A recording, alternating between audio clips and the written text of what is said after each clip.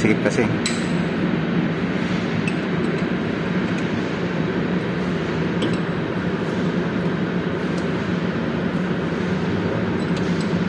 Masok.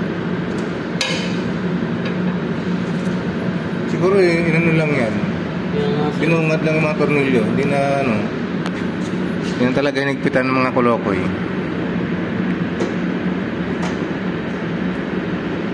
Yung sa loob, sir, ayun, yun ang mahirap pinutin dahil. Yung nasa likod yun eh. Sa likod nga, sir. Wala kasing access tong ano nila, unit eh. Sikip na sikip yung unit nila. Kapag dating mga ganyan, mahirap na ano.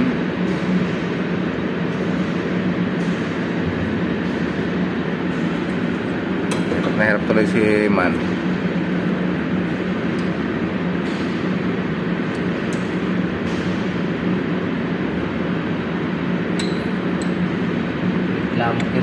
Kala ko caster wheel yung ano eh, sira eh.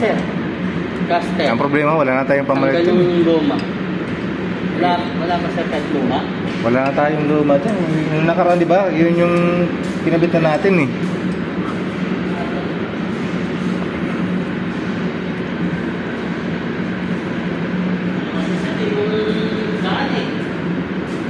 Yung daan, sir.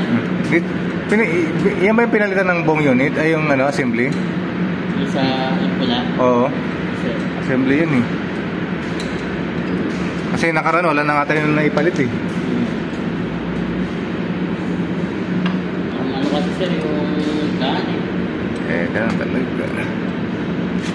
Akala ko pipiyuhin ni ano, Sanchez yun. Wala pa nga, sir eh. Alin ba piniyuhin nakaraang linggo? Kay storage. Kay storage lang? Bagong gawa lang, sir, tanggal na. Oh? Umangat, yung ginawa nila. Yun lang. Na-check nyo na ba yun, sir? Hindi, pagawaan mo ng IR kay ano, ng report. Nagawa na po ni Roger, pinicture. Alam ko, sinend yun eh. Sinend sa GC yun eh. Hindi, basin mo kay ano, para kay may abot kay Sir Rico. Back job yun ni ano yun, Sanchez. Hindi pa na, ano yun, sir, kakagawa lang, hindi pa na, ano hindi pa nga napapreko yun eh. Saka hindi pa napapreko yun eh. Ano, sir, mangat, kaangat. Mangat yung gawa nila. Yun lang.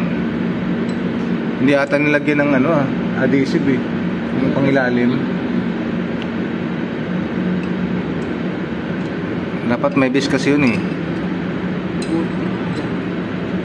Masikip man.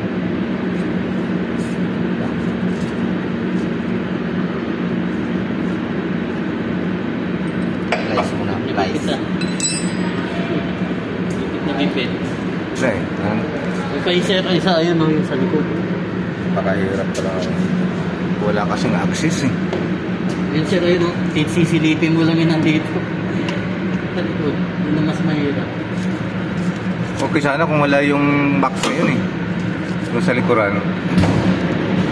Kung wala sana, maano yan.